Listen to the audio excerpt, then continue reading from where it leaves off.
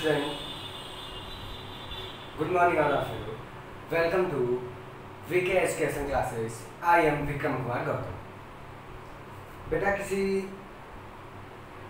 Problem बस जो कि बीच में कुछ पर्सनल प्रॉब्लम थी जिसकी वजह से मैं आपको लेक्चर प्रोवाइड नहीं कर पाया, लेकिन मैं आज से लेक्चर फिर से आपको कंटिन्यूस करूँगा और आपको ये बता दूँ कि बेटा कुछ बीच में मेरे भी प्रॉब्लम आती है जिसकी वजह से कहीं जाना पड़ता है, जिसकी वजह से मैं लेक्चर कंटिन्यूस नहीं कर पाया।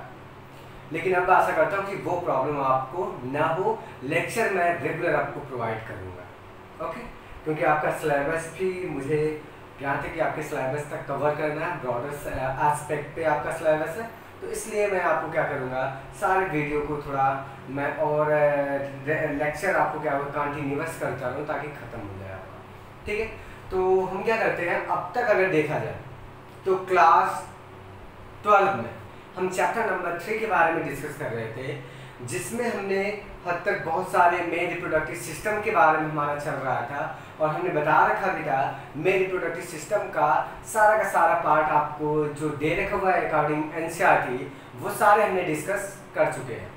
थोड़ा सा बचा हुआ था उसका मेन पॉइंट जो हमने पिछले लेक्चर्स की अगर बात की जाए तो हमने पिछले लेक्चर्स में आपको डिस्कस किया हुआ था स्पर्मेटोजेनेसिस बारे में। ठीक है, तो उसका बड़ा इंपॉर्टेंट जनरली क्या हमने कहा था, गैमेटोजेनेसिस, जो गैमीट बनता है, गैमीट के फॉर्मेशन में जैसे सेक्स ऑर्गन जो मेल का होता है वो टेस्टिस होता है, तो टेस्टिस के अंदर आपको क्या फॉर्मेशन होता है, स्पर्म का, और स्पर्म के बनने की जो क्रिया होती है, जो प्रोसेस होती है, उस प्रोसेस को हम कहते हैं क्या, स्पर्मेटोजेनेसिस। जबकि फीमेल का जब हम पार्ट पढ़ेंगे फीमेल रिप्रोडक्टिव सिस्टम के बारे में तो वहाँ पे हम देखेंगे oogenesis का। ठीक है, फिलहाल हम अपना क्लियर कर ले, हम स्पर्मेटोजेनेसिस का क्लियर कर चुके हैं। बेटा हमने पिछले लेक्चर्स में अगर रिकॉल किया जाए तो हमने बहुत सारी हर चीज़ें वहाँ पे देखी, तो हमने क्या क्या देखा याद रखिएगा कि रिकॉल करते हैं तो हर लेक्चर्स की तरह शुरुआत में हमने कुछ 2-4 मिनट जो 5 मिनट आपका होता है, मैं वो आपको रिलेशन दिखाता हूँ कि हर जो लेक्चर्स लिया हुआ उसका कंटिन्यूअस फ्लो बना रहे आप में, वो चीज़ें आपको भूल ना जाए, वो रिमेंबर रहे आपको। तो हमने आपको स्पर्मेटोजेनेसिस के बारे में डिस्कस किया हुआ था, जिसमें हमने आपको स्पर्मेटोजेनेसिस में मोस्ट आपको ये बता रखा हुआ था क्योंकि टेस्टिस जो होता था वो मेल का प्राइमरी सेक्स ऑर्गन होता है, जबकि ओवरी जो होती थी वो क्या होती थी, आपको फीमेल की प्राइमरी सेक्स ऑर्गन होती है। इन दोनों में क्या होता है कि आपको मेल के अंदर टेस्टिस के अंदर स्पर्म का फॉर्मेशन होता है, जबकि ओवरी के अंदर क्या होता है, ओवम का फॉर्मेशन होता है। और इन दोनों के फॉर्मेशन की प्रोसेस को हम क्या कहते हैं, formation of the in testis formation of sperm, in ovary formation of ovum by the process of the gametogenesis। वो gametogenesis का प्रोसेस होता है जिसको हम कहते हैं gametogenesis। अर्थात गैमेटोजेनेसिस के भी हम डेफिनेशन आपको क्लियर कर ले कि आपको formation of male gamete and female gamete is called as the gametogenesis, कि आपको मेल के गैमेट को बनने की प्रोसेस और फीमेल के गैमेट के बनने की प्रोसेस को हम क्या कहते हैं, गैमेटोजेनेसिस कहते हैं। क्लियर है। फिर हमने स्पर्मेटोजेनेसिस पे आया हुआ था बेटा कि स्पर्मेटोजेनेसिस को हमने डिस्कस किया हुआ था, बड़ा इंपॉर्टेंट था, जिसमें हमने बताया कि मेल के अंदर जनरली स्पर्म ही बनेगा टेस्टिस के अंदर, तो स्पर्म के बनने की क्रिया को हम क्या कहते हैं, स्पर्मेटोजेनेसिस। हमने उसमें ब्रॉडर एस्पेक्ट पे आके देखा, एनसीईआरटी के अंदर भी जाके देखा, उसके बिहाइंड भी जाके देखा, हमने उसके ब्रॉडर एस्पेक्ट पे देखा कि आपको एक टेस्टिस का अगर सेक्शन कट करें तो उसके अंदर हमने आपको बता रखा हुआ था टेस्टिकुलर लोब्यूल्स पाए जाते हैं, और टेस्टिकुलर लोब्यूल्स के अंदर आपको समनिफेरस ट्यूब्यूल मिलती है। समनिफेरस ट्यूब्यूल्स के अंदर आपको क्या होती है, जर्मिनल एपिथेलियम की लेयर पाई जाती है, जिसमें 2 प्रकार की सेल्स होती थी, याद है ना, बिल्कुल याद होगा। उस 2 प्रकार की सेल्स में एक होती थी मेल जर्म सेल्स जिसे हम बोलते थे स्पर्मेटोगोनिया, और दूसरी जो होती थी वो होती थी सेरोटोली सेल। स्पर्मेटोगोनिया जो होती थी, स्पर्मेटोगोनिया जिसे हम इमेच्योर जर्म सेल कहा जाता है, वो बेटा आपको क्या होती थी, वो आपको मल्टीप्लिकेशन में भाग लेती थी, अर्थात माइटोसिस डिवीजन में क्या होती, भाग लेती थी और अपने नंबर्स को क्या करती थी, बढ़ा लेती थी। उनके नंबर्स के बढ़ जाने की वजह से कुछ सेलें उसमें स्पर्मेटोगोनिया जो होती थी वो डिफ्रेंशिएट करती थी, और डिफ्रेंशिएट करके आपको किस में कन्वर्ट हो जाती थी, प्राइमरी स्पर्मेटोसाइट्स में। प्राइमरी स्पर्मेटोसाइट जो होती थी वो आपको भाग लेती थी किसमें, भाग लेती थी आपको मियोसिस फर्स्ट में भाग लेती थी, और मियोसिस फर्स्ट के बाद वो आपको क्या बनाती थी, सेकेंडरी स्पर्मेटोसाइट। नंबर कितने होते थे, 2, याद रखिएगा। वो दोनों सेकेंडरी स्पर्मेटोसाइट भाग लेती थी फर्दर किसमें, मियोसिस सेकेंड में, और फाइनली आपको क्या बनाती थी, स्पर्मेटिड। याद रखिएगा, स्पर्मेटिड, ठीक है, स्पर्मेटिड बनता था, और स्पर्मेटिड का मेटामॉर्फोसिस होता था, और वही स्पर्मेटिड मेटामॉर्फोसिस के द्वारा किसमें कन्वर्ट होता था, आपको स्पर्मेटोजोआ में, जिसे हम कहते हैं क्या, स्पर्म कहते हैं। ये सारी कंडीशन हमने देखी। अब उसमें एनसीईआरटी का एक बड़ा इंपॉर्टेंट लैंग्वेज हमने यूज किया हुआ था।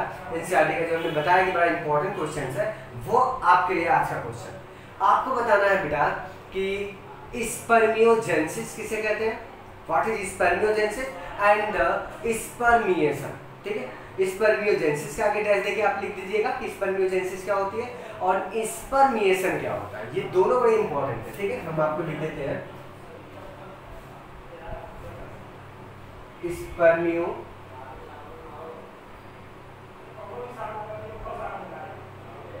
जेनेसिस, और एक मैंने बताया स्पर्मिएशन।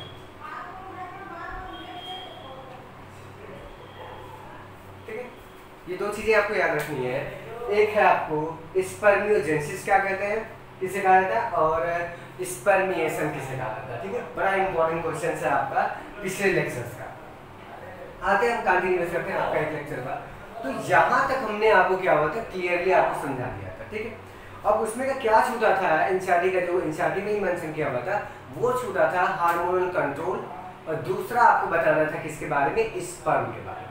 तो हम पहले क्या करते हैं, स्पर्म के बारे में डिस्कस करते हैं, क्योंकि हार्मोन कंट्रोल पहले दिया हुआ है और स्पर्म का बाद में लिखा हुआ है। लेकिन हम पहले क्या करते हैं, स्पर्म्स के बारे में देख लेते हैं। मैच्योर स्पर्म कैसा होता है ह्यूमन बीइंग का, वो कैसे मॉडिफिकेशन होता है, वो मॉडिफाइड होकर कैसे आपको क्या होता है, फॉर्मेशन किसका करता है, ठीक है।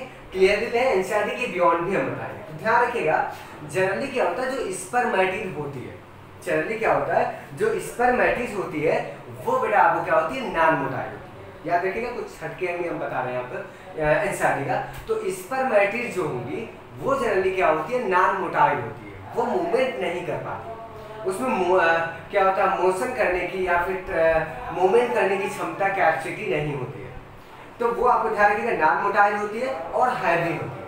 ध्यान रखिएगा कैसे होती है, और हैवी होती है, और ड्यूरिंग मेटामॉर्फोसिस लॉसेस वेट, जब वो मेटामॉर्फोसिस में भाग लेते हैं, क्योंकि स्पर्मेटिड मेटामॉर्फोसिस करेगी तभी तो आपको स्पर्म बनेगा मैच्योर, ठीक है।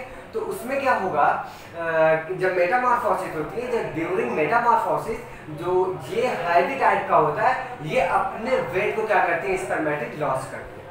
जो उसमें जनरली साइटोप्लाज्म होता है और डेंस साइटोप्लाज्म जो भरा रहता है, वो बेटा धीरे धीरे क्या होता है, लॉस होने लगता है। उसमें से हर तरह के बहुत सारे जो सेल ऑर्गेनिल्स पाए जाते हैं, वो भी क्या करते हैं, डिजेनरेट हो जाते हैं।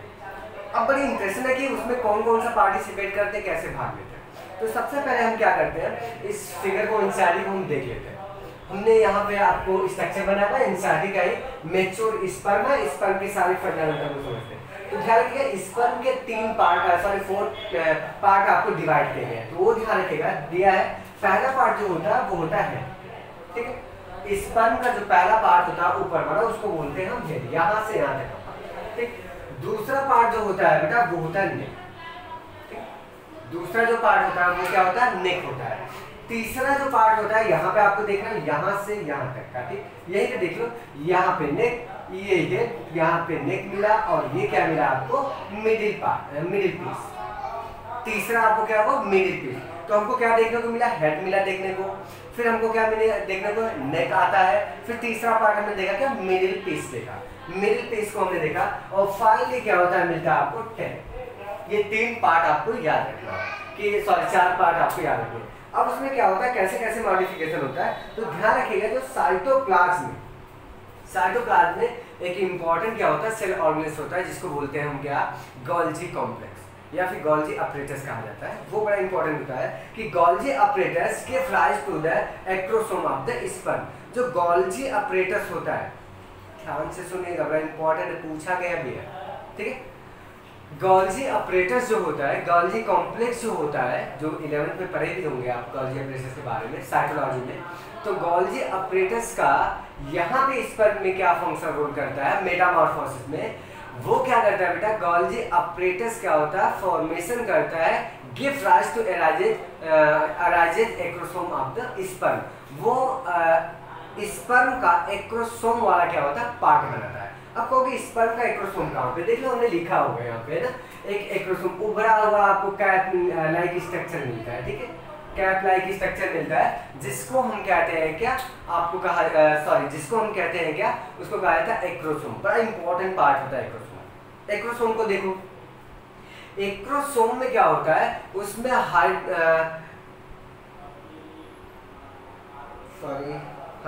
उसमें क्या होता है, उसमें बेटा आपको हाइड्रोलिटिक एंजाइम्स पाए जाते हैं, हाइड्रोलिटिक एंजाइम्स पाई जाती हैं।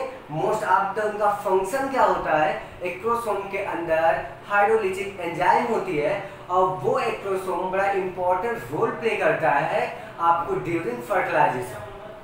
जब ओवम से या एग से जब स्पर्म का फ्यूजन होता है, तो जो ओवम रहती है, जो एग रहता है, उसकी वाल बेटा क्या होती है, बड़ी क्या होती है हार्ड होती है, तो उसकी वाल को, उसको भेदने की क्षमता उसी के पास रहती है, एक्रोसोम के पास, क्योंकि वो एंजाइम ही उसके पास ऐसी है जो उसकी वाल को क्या कर सकती है, डिस्ट्रॉय करती है। इस वजह से क्या होता है, वो एक्रोसोम स्पर्म का न्यूक्लियस उसके क्या करता है, ओवम के न्यूक्लियस से फ्यूज कर सकता है, ठीक है। तो बड़ा इंपॉर्टेंट रोल प्ले करता है क्या एक्रोसोम। तो एक्रोसोम अगर पूछा जाए तो आप बोलोगे इसमें क्या होता है, एंजाइम्स होता है, ठीक। एक्रोसोम में आपको एंजाइम पाए जाते हैं मोस्ट ऑफ द, जो कि आपको क्या होता है, बड़ा इंपॉर्टेंट रोल प्ले करते हैं ड्यूरिंग फर्टिलाइजेशन। जब एक से आपको उसका फ्यूजन होता है, किसका, स्पर्म का। फर्टिलाइजेशन देखेंगे आगे है, फर्टिलाइजेशन डिटेल में पढ़ेंगे पूरा फर्टिलाइजेशन का। तो यहाँ पे एक्रोसोम हमको मिला।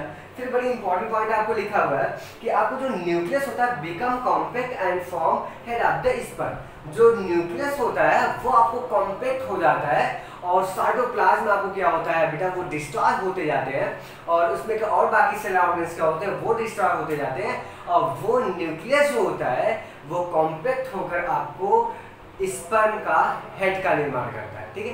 तो स्पर्म का जो हेड अभी हमने दिखाया आपको, वो स्पर्म का जो हेड होता है वो आपको किसका फॉर्मेशन करता है, कौन फॉर्मेशन करता है, तो न्यूक्लियस करता है, ठीक है। जो न्यूक्लियस होता है, जो स्पर्मेटिड का न्यूक्लियस होता है, जब मेटामॉर्फोसिस होती है तो कॉम्पैक्टली हो जाता है, और कॉम्पैक्ट होकर फॉर्मेशन करता है किसका, हेड का फॉर्मेशन करता है। क्लियर हुआ, ये हमने देखा। अब बड़ी इंटरेस्टिंग पॉइंट है कि इनमें लोकोमोटरी ऑर्गन भी क्या होते हैं, धीरे धीरे मेटामॉर्फोसिस के दौरान डेवलप होने लगते हैं। लोकोमोटरी ऑर्गन का मतलब अब क्या क्या बनेगा, लोकोमोशन करने के लिए तो उसके पास फ्लैजिला बड़ी इंपॉर्टेंट होती है, ठीक है। ये हमने देखा होगा, ये टेल पाई जाती है, टेल होना बड़ा इंपॉर्टेंट है। तो ये टेल की वजह से ही मूवमेंट करता है, लेकिन स्पर्मेटिड में आपको टेल नहीं होता है। जब मेटामॉर्फोसिस करके वो स्पर्मेटोजोआ में कन्वर्ट होगा, तब जाके वो टेल का फॉर्मेशन हो जाता है। तो वो टेल कैसे बनती है, बड़ा उसमें भी बड़ा इंपॉर्टेंट रोल है। किसका इंपॉर्टेंट रोल है वो देखते हैं। कि ध्यान रखिएगा, ड्यूरिंग मेटामॉर्फोसिस की सेल के अंदर आपको एक सेल ऑर्गन्स पाया जाता है, जिसको हम कहते हैं सेंट्रियोल। पता है आपको सेंट्रियोल, आपको 11th में कुछ जानते होंगे तो बताया गया होगा आपको सेंट्रियोल के बारे में कि सेंट्रियोल क्या होता है, वो डिवाइडेशन में क्या होता है, सेल डिवीजन में बड़ा इंपॉर्टेंट रोल प्ले करता है। लेकिन यहाँ पे क्या करेगा, यहाँ पे क्या सेल डिवीजन करेगा, तो दोनों को हम क्लियर कर लेते हैं कि क्या होता है फंक्शन सेंट्रियोल का। तो ध्यान रखिएगा, सेंट्रियोल जो होता है इसमें आपको क्या होता है, उसमें दो आपको सेंट्रियोल पाए जाते हैं। एक सेंट्रोसोम में दो सेंट्रियोल पाए जाते हैं, ध्यान रखिएगा। एक सेंट्रोसोम होता है सेल के अंदर, उस सेंट्रोसोम में आपको दो सेंट्रियोल पाए जाते हैं। अब ध्यान रखिएगा, वो सेंट्रियोल जो होते हैं अपने आप को क्या होते हैं, अरेंज करते हैं। ध्यान रखिए कैसे अरेंज करते हैं कि the two centriole of the spermatid become arrange in sperm as proximal centriole and the distal centriole। अपने आप को क्या करते हैं, अरेंज करते हैं। क्या करते हैं, अरेंज करते हैं ड्यूरिंग मेटामॉर्फोसिस में। जो दो सेंट्रियोल पाए जाते थे, उसमें का एक सेंट्रियोल जो होता था बेटा, वो आपको क्या होता है, आपको प्रॉक्सिमल सेंट्रियोल कहलाता है, और दूसरा जो कहलाता है वो कहलाता है डिस्टल सेंट्रियोल। उसको नोट डाउन भी कर लो, आपको लिखते हैं, एक होता है proximal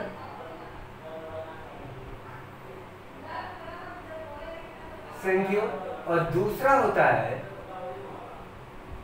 distal centriole.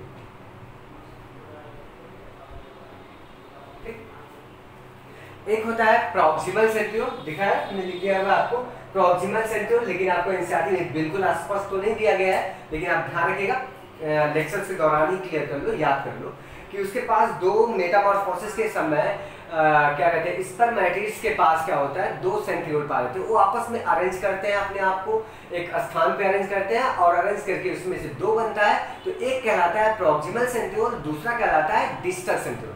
Proximal centriole कहाँ प्रेजेंट होता है, नेक के पास, ठीक है।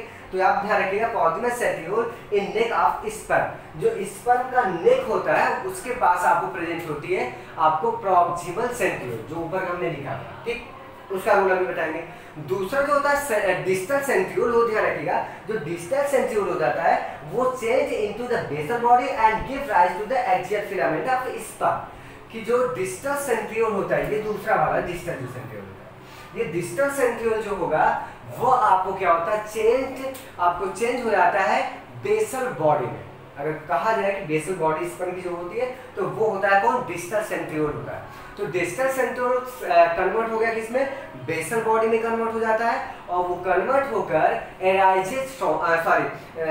Basal body and give rise to the axial filament of sperm, और स्पर्म की जो एक्सियल फिलामेंट होती है उसका निर्माण करता है। जैसे ये देख रहे हो, यही कहते हैं एक्सियल फिलामेंट होती है बेटा, ये देख रहे हो ना, इसी को कहा जाता है एक्सियल फिलामेंट, लिख सकते हो एक्सियल फिलामेंट, ठीक, दिया तो नहीं है लेकिन नोट कर लो कि ये आपको देख रहे हो यहाँ से निकल रहा है, तो वो एक्सियल फिलामेंट होती है जो कि माइक्रोट्यूब्यूल्स क्या होते हैं, बड़ा इंपॉर्टेंट उसमें रोल प्ले करते हैं, ठीक है। एक फाइबर लाइक स्ट्रक्चर बनता जाता है जो कि डिस्टल सेंट्रियोल से अटैच रहता है और वही कन्वर्ट करता रहता है उसको, और फाइनली एक एक्सियल फिलामेंट बनती है और वही आपको क्या होता है, टेल का रूप धारण करता है। क्लियर हो गया, तो इतना बड़ा इंपॉर्टेंट रोल करता है वो। अब आपको बात आती है कि एक्सियल प्रॉक्सिमल सेंट्रियोल क्या करता है, पूछ लेता है, दोनों को पूछा गया क्वेश्चन से। जो प्रॉक्सिमल सेंट्रियोल होता है वो क्या करता है बेटा, वो आपको वैसे का वैसा पड़ा रहता है, वो आपको डिवाइडेशन में भाग लेता है, कब, ड्यूरिंग आफ्टर फर्टिलाइजेशन के बाद क्या होता है, बड़ी इंटरेस्टिंग है। प्रॉक्सिमल सेंट्रियोल वैसे ही पड़ा रहता है स्पर्म में, जब स्पर्म का फर्टिलाइजेशन हो जाता है, फ्यूजन हो जाता है एग से, तो ध्यान रखिएगा एग के पास कोई भी सेंट्रियोल नहीं होता। ध्यान सुने, जो ओवम होती है फीमेल की, उसके पास कोई भी सेंट्रियोल नहीं होता है। वो क्या करता है, इसलिए कभी ओवम डिवाइड नहीं करती, ध्यान रखिएगा, एक से दो एग नहीं बन जाता वो, ठीक है। तो इसलिए होता है, अब वो कब डिवाइड करेगी, तभी तो वो एम्ब्रियोजेनेसिस में भाग लेगी। तो जब हम एम्ब्रियोजेनेसिस पढ़ेंगे तो बड़ा डिटेल में देखेंगे, उसका भी डिवाइडेशन माइटोसिस में भाग लेता है जो जायगोट होता है। तो जब फर्टिलाइजेशन हो जाएगा तो सिंगल जायगोट बनेगा, तो उसमें बड़ा इंपॉर्टेंट रोल करता है कौन, यही आपको जो हमने बताया प्रॉक्सिमल सेंट्रियोल। ये आपको स्पर्म से उसको प्राप्त होता है, किसको, ओवम को। जब स्पर्म ये क्या करता है, फर्टिलाइज करता है, तो न्यूक्लियस के साथ साथ उसका प्रॉक्सिमल सेंट्रियोल भी क्या करता है, उसके साइटोप्लाज्म में न्यूक्लियस में एंट्री कर जाता है। तो उसके बाद क्या होता है कि वो बड़ा इंपॉर्टेंट रोल प्ले करता है, वही आपको फर्स्ट क्लीवेज को क्या करता है, इंड्यूस करता है। पहली बार जब जायगोट में क्लीवेज होगा, जायगोट सिंगल सेल का होता है, जायगोट में जब क्लीवेज होगा, एक सेल से दो सेल बनेगी, 2 से 4 सेल ऐसे बनती रहती है, तो उसमें बड़ा इंपॉर्टेंट रोल करता है क्या, प्रॉक्सिमल सेंट्रियोल प्ले करता है, ठीक है। तो याद रखिएगा कि अगर पूछा जाए तो proximal centriole introduce into the egg due to the fertilization, कह सकते हो फर्टिलाइजेशन के दौरान क्या होता है, ये इंट्रोड्यूस करता है कौन, प्रॉक्सिमल सेंट्रियोल करता है। तो इतनी सी कहानी हमने ये देखा था, और फर्स्ट क्लीवेज का होता है। और लास्ट पॉइंट देखिएगा, लास्ट पॉइंट की स्पर्म का जो मिडिल पीस होती है उसमें आपको स्पाइरल माइटोकॉन्ड्रिया पाया जाता है। अपने आप को स्पाइरल का मतलब वो एक्सियल फिलामेंट के चारों ओर क्या होते हैं, अरेंज होते हैं, ठीक है। और नंबर्स में आपको क्या होते हैं, ढेर हो सकते हैं, मेनी नंबर्स में होते हैं, और बड़ा इंपॉर्टेंट रोल प्ले करता है माइटोकॉन्ड्रिया वहां पे क्या। तो आपको ध्यान रखिएगा, स्पाइरल माइटोकॉन्ड्रिया का नाम है। अगर पूछा जाए स्पाइरल माइटोकॉन्ड्रिया कहाँ मिलता है, तो आप बताओगे स्पर्म में। स्पर्म के किस पार्ट में मिलता है, तो आप बताओ कितना, मिडिल पेस में मिलता है, ठीक है। तो यहाँ देख रहे हो, ये माइटोकॉन्ड्रिया देख रहे हो, ये स्पार्म ऐसे अरेंज किया रहता है अपने आप को, और एक्सियल फिलामेंट का, और वो क्या होता है आपको, वो क्या होता है सोर्स होता है। सोर्स होता है किसका, एनर्जी का। उसके पास एटीपी होती है, पहले से जानते हो कि mitochondria mitochondria are also called as the power house. Power house के नाम से जाना जाता है, तो इसलिए उसमें एटीपी का फॉर्मेशन होता है। तो वो सारा जो एनर्जी का सोर्स होता है स्पर्म को, वो मिलता कहाँ से है, माइटोकॉन्ड्रिया से मिलता है। और माइटोकॉन्ड्रिया क्या होता है, जिसकी वजह से क्या होता है, लोकोमोशन क्या होता है, बहुत तेजी से करता है, ठीक है। उसी का एनर्जी का यूज करके जो क्या रहता है, मूवमेंट में बड़ा इंपॉर्टेंट रोल देता है, उसमें एनर्जी खर्च होती है, तो बेटा वो देता है माइटोकॉन्ड्रिया। तो ये रहा आपको स्पर्मेटोजोआ, जिसे कहते हो आप स्पर्मेटिड से स्पर्म तक की सारी कहानियां, ठीक है, जो आपको एनसीईआरटी में दिया हुआ था। एनसीईआरटी की सारे पढ़ेगा तो क्लियर होगा, लास्ट वाले पॉइंट लिखा हुआ। अब बड़ी इंटरेस्टिंग पॉइंट, हमने सारे पॉइंट हमने डिस्कस कर लिया, एनसीईआरटी का head point, middle piece, axis और ये टेल। और ध्यान रखिएगा यहाँ पे एक और छूटा हुआ क्या है कि एक्सियल फिलामेंट जो होती है आगे चलकर क्या होती है, एंड पे क्या होती है बेटा, फ्री होती है। वो किसी से भी क्या होती है, अटैच नहीं होती है। देखो बिल्कुल साफ साफ एनसीईआरटी के फिगर में दिखाया भी गया और हमने यहाँ पे लिखा हुआ, यहाँ कुछ लिखिएगा। जबकि इसको स्पर्म को एक प्लाज्मा मेम्ब्रेन जो होती है, प्लाज्मा मेम्ब्रेन जो स्पर्म की होती है, पूरे स्पर्म को क्या होती है, कवर्ड किए रहती है। लेकिन क्या होता है, वो आपको एक्सियल फिलामेंट की एंड को क्या करता है, उसको कवर्ड नहीं करता है। ये बात दिमाग में रखिएगा। तो ये ध्यान रखिएगा, वो इन पॉइंट क्या होता है, फ्री होता है। और ये एक्सियल प्लाज्मा मेम्ब्रेन जो होती है बेटा, वो आपको एक्सियल फिलामेंट में थोड़ी दूर तक जाने जाते आपस में फ्यूज कर लेती है, और वो बाहर एक्सियल फिलामेंट का जो एंड होता है वो बाहर निकला रहता है, फ्री रहता है। हो गया ना समझ में? बिल्कुल हमने एक एक पॉइंट आपको क्या हुआ, स्पर्म का हमने डिस्कस कर लिया। और देख लो इसके अंदर कोई भी सेल ऑर्गेन्स नहीं मिलता।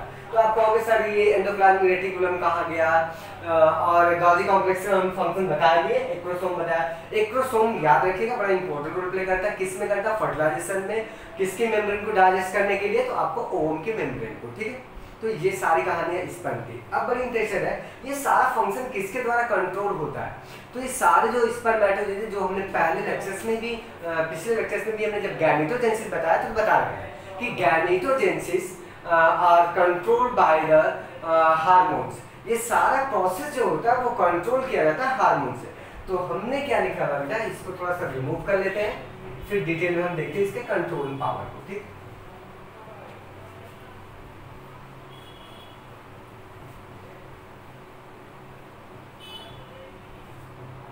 ये देखिएगा, हमने यहाँ पे कुछ डायग्राम आपको समझने के पॉइंट ऑफ व्यू से बना दिया है, तो हम उसी को करते हैं। एनसीईआरटी में लिखा हुआ है, यहाँ पे समझने के पॉइंट ऑफ व्यू से हमने बड़ा इंटरेस्ट से बता दिया। इसको आप स्क्रीनशॉट ले लीजिएगा, अपनी कॉपी में भी ऐसे बना लीजिए ताकि बिल्कुल याद रहेगा, ठीक है। तो ध्यान रखिएगा कि जनरली क्या होता है, एनसीईआरटी का अगर हम बेस देखें तो बड़ा इंपॉर्टेंट पॉइंट भी लिखा हुआ है एनसीईआरटी में था, उसको देखते हैं। देखिए, spermatogenesis start at the age of puberty due to the significant increase in secretion of gonadotropic releasing hormones. This, if you recall, is a hypothalamic hormone. हम थोड़ा सा उससे समझते हैं क्या कहना चाहते हैं। देखो जनरली क्या होता है, जो गैमेटोजेनेसिस होती है, ध्यान रखिए, जो गैमेटोजेनेसिस होती है वो एट द प्यूबर्टी पे स्टार्ट होती है, ठीक है। जब प्यूबर्टी आती है तभी बेटा क्या होती है, गैमेटोजेनेसिस स्टार्ट होती है। तो गैमेटोजेनेसिस जब प्यूबर्टी में स्टार्ट होती है तो उस समय एट द प्यूबर्टी लेवल पे क्या होता है कि कुछ हार्मोनल चेंजेस हमको देखने को मिलते हैं बॉडी में, और बहुत तेजी से क्या होते हैं, हार्मोन्स रिलीज करते हैं हमारे इंडोक्राइन ग्लैंड से, ठीक है। तो इसमें क्या होता है, बड़ा इंपॉर्टेंट क्या होता है कि सबसे पहले एट द प्यूबर्टी में हार्मोन्स की बात किया जाए तो हमारे हाइपोथैलेमस से ब्रेन का पार्ट है, उसको ध्यान रखिएगा। ये एक हाइपोथैलेमस जो ब्रेन का पार्ट है, वो कोई ग्लैंड तो नहीं है, लेकिन वो आपको एक पार्ट है और ग्लैंड की तरह बिहेव करता है। वो एक बड़ा इंपॉर्टेंट हार्मोन रिलीज करता है, और उसका रिलीजन क्या होता है, बढ़ जाता है इंक्रीजन, और जिसको हम कहते हैं कि GnRH कहते हैं। वो यहाँ पे हमने लिखा होगा GnRH, और वो हाइपोथैलेमस से रिलीज होता है, ठीक है। क्या रिलीज होता है, GnRH रिलीज होता है, जिसको बोलते हैं हम क्या, गोनाडोट्रोपिन रिलीजिंग हार्मोन। जो आपको दिया होगा बेटा, उसका पूरा नाम दिया हुआ gonadotropin releasing hormone, gonadotropin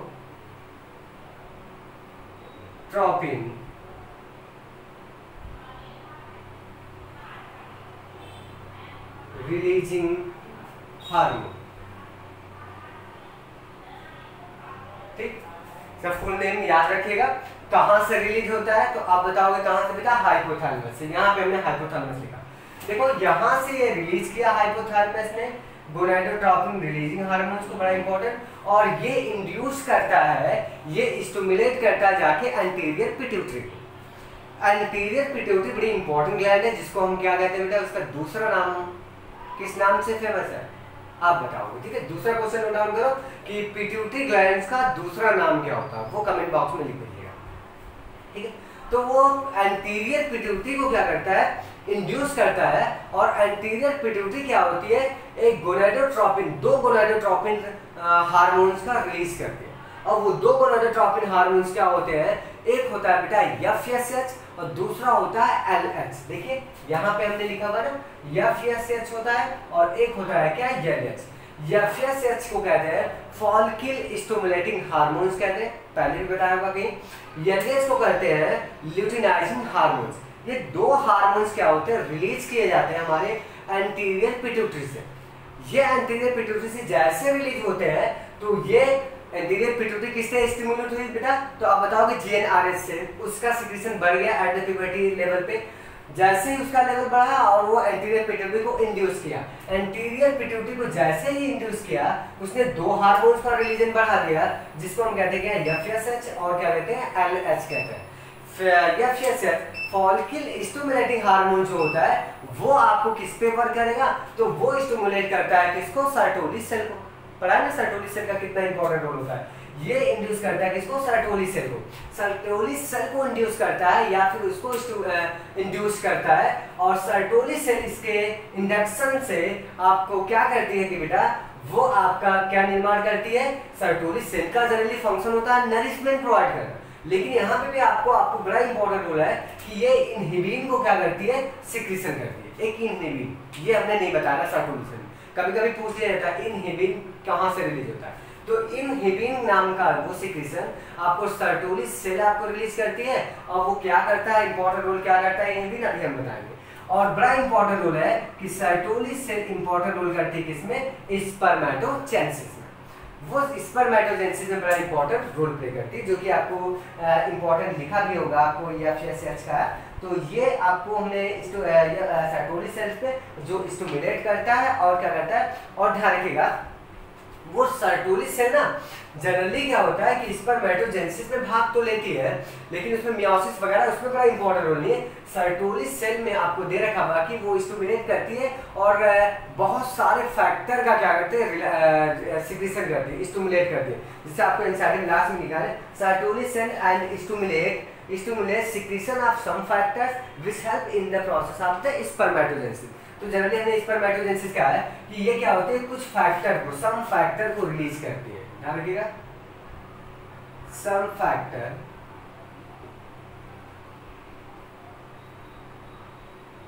released by Sertoli cell.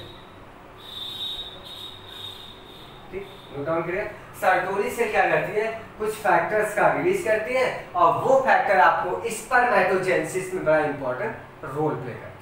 Clear हो गया, बड़ा इंपॉर्टेंट रोल प्ले करते हैं, बड़ा इंपॉर्टेंट फंक्शन प्ले करते हैं। ठीक है, उसके बाद हमको क्या देखना है, ल्यूटिनाइजिंग हार्मोन क्या करता है, ल्यूटिनाइजिंग हार्मोन जो होता है वो आपको स्टिमुलेट करता है किसको, लीडिक सेल को। लीडिक सेल को स्टिमुलेट करता है। अब यहाँ पे एक और क्वेश्चन आपको मैं पूछ लूंगा कि लीडिक सेल का दूसरा नाम क्या है। ठीक, लीडिक सेल का दूसरा नाम क्या है। अब क्या करता है, वो लीडिक सेल को स्टिमुलेट करेगा। लीडिक सेल को क्या करता है कि स्टिमुलेट करता है ल्यूटिनाइजिंग हार्मोन्स, और ये क्या करता है, और ये synthesis and secretion of the androgen.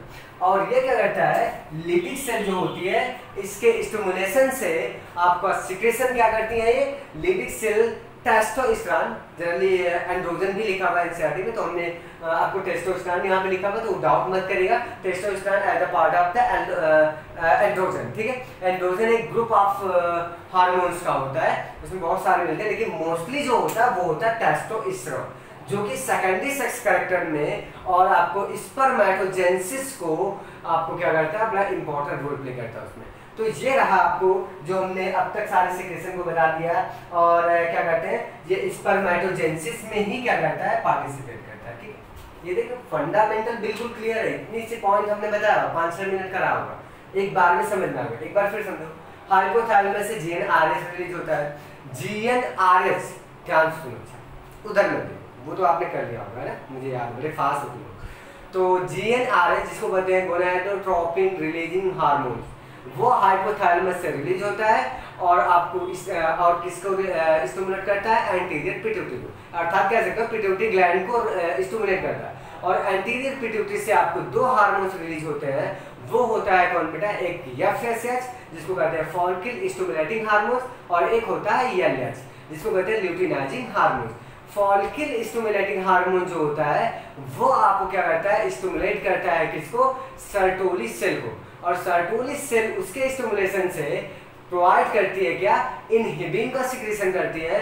और किसका सिक्रेशन करती है, और वो बड़ा कुछ फैक्टर्स, सम फैक्टर्स को क्या करती है, इन्वॉल्व करती हैं, और वो फैक्टर बड़े इंपॉर्टेंट रोल प्ले करते हैं स्पर्मेटोजेनेसिस। क्लियर। एलएच जो हार्मोन होता है, ल्यूटिनाइजिंग हार्मोन होता है, वो आपको इंपॉर्टेंट किसको एक्टिवेट करता है, स्टिमुलेट करता है आपको लिडिक सेल को। ठीक है, लिडिक सेल उसके स्टिमुलेशन की वजह से आपको सिक्रेशन करती है किसको, टेस्टोस्टेरोन, या कह सकते हो एंड्रोजन के, एंड्रोजन का सिक्रेशन करती है टेस्टोस्टेरोन का, जो कि टेस्टोस्टेरोन सेकेंडरी सेक्सुअल के लिए रिस्पॉन्सिबल होता है, और प्लस बड़ा इंपॉर्टेंट है कि स्पर्मेटोजेनेसिस में इंपॉर्टेंट रोल प्ले करता है। ठीक, अब देखिए क्या ये कंटिन्यूअस होता रहता है, ऐसा नहीं है कि बार बार होता रहता है। ठीक है, ध्यान रखिएगा, उसका कुछ फैक्टर होता है, जब उसको स्लो करना होगा, बंद करना होगा, तो निगेटिव फीडबैक भी होता है, वो कौन देता है, देखो सर्टोली सोल में हमने अभी बताया कि इनहिबिन रिलीज होता है। ये इनहिबिन क्या होता है बेटा, ये इसको निगेटिव, यहाँ पे लिखा हुआ जो ना, ये बेटा निगेटिव फीडबैक हमने लिखा हुआ, यहाँ चिन्ह दिया है निगेटिव फीडबैक, ये आपको एंटीरियर पिट्यूटरी को क्या करता है, स्टॉप करता है रीजन से, ज्यादा सिक्रेशन ना करे, क्योंकि स्पर्म बन गए हैं, अब उतना ज्यादा नहीं प्रोडक्शन कर रहा था, तो इसको कंट्रोल करता है कि भाई ऐसे सिस्टम नहीं, बार बार रिलीजन करते थे तो हाई लेवल पे चला जाएगा, तो उसकी कंट्रोल में पावर है आपको इनहिबिन है। ये निगेटिव फीडबैक देता है किसको, एंटीरियर पिट्यूटरी को देता है, रोकता है उसको। ठीक, दूसरा है ये टेस्टोस्टेरोन जो होता है, ये भी निगेटिव फीडबैक देता है किसको, आपको एंटीरियर पिट्यूटरी को भी, और किसको देता है, हाइपोथैलेमस को भी देता है। इसलिए वो फीडबैक कंटिन्यूअस चलता रहता है, जब सिक्रेशन होना होगा तब वो करेंगे, जब उसको बंद करना होगा तो बंद कर लेगा, कब रिलीज करना है कब नहीं करना है, वो सारा प्रोसेस आपको क्लियर होता है। तो ये रहा आपका कंट्रोल, आपका मेल्स पे, मेल रिप्रोडक्टिव सिस्टम पे कैसे हार्मोन्स का कंट्रोल होता है। हमने सारे 100% एनसीईआरटी कवर कर दी बेटा, और आज आपका पूरा का पूरा लेक्चर समाप्त हो गया किसका, मेल रिप्रोडक्टिव सिस्टम का। शायद अब आपको आगे मेल रिप्रोडक्टिव सिस्टम का नहीं मिलेगा, तो आशा करता हूँ कि मेल रिप्रोडक्टिव सिस्टम बहुत अच्छी तरह से समझ में आया। ठीक है, फिर हम कल वाले लेक्चर से पहले हम रिकॉल कर लेंगे, आपको दोबारा कहेंगे, आपसे बहुत सारे क्वेश्चन देंगे, और आपका एक जैसे हमने टेस्ट के लिए दे दिया है उसी तरह से कुछ क्वेश्चन फिर दे दूंगा मैं आपको टेस्ट के लिए। ठीक है, क्लियर है। तो बेटा आज का लेक्चर मैं स्टॉप करता हूँ यहाँ पे, और अगले लेक्चर्स को हम आएंगे और उसमें डिस्कस करेंगे हम किसके, फीमेल रिप्रोडक्टिव सिस्टम के बारे में। थोड़ा सा आप ध्यान रखिए, थोड़ा सा मेरे सामने नहीं है, उसमें थोड़ा सा डिटेल में जाना पड़ेगा मुझे, कुछ फिगर्स आपको ड्रा करने पड़ेंगे। तो बेटा आपको क्या करेगा, आपसे आशा करता हूँ, एनसीईआरटी में फिगर तो नहीं दिया हुआ है कुछ फिगर्स आपको, लेकिन आपको डॉक्टर रमेश गुप्ता की बुक हो और साइड वाली बुक हो, उसमें आप जाके देखोगे तो उसमें बहुत डिटेल में आपको फिगर दे रखे हैं। ठीक है, तो वो मैं पूरे डिटेल में आपको डिस्कस करूंगा फीमेल रिप्रोडक्टिव सिस्टम के बारे में, जैसे हमने मेल रिप्रोडक्टिव सिस्टम का देखा। ठीक है, ताकि आपको कोई डाउट नहीं रहेगा, और आप ये याद रखोगे कि हमने पूरा का पूरा रिप्रोडक्टिव जो ह्यूमन सिस्टम पढ़ा हुआ है वो बड़ा इंटरेस्ट से पढ़ लिया है, और उनको बहुत हद तक चीजें क्लियर हो गई हो जो अब तक मालूम नहीं रही होंगी। क्लियर हुआ? तो बेटा स्टॉप करते हैं लेक्चर्स को, आशा करता हूँ कुछ समझ में आता होगा बिल्कुल आपको। तो आप मेहनत करते रहिए बेटा, पढ़ते रहिए। Best of luck, thanks.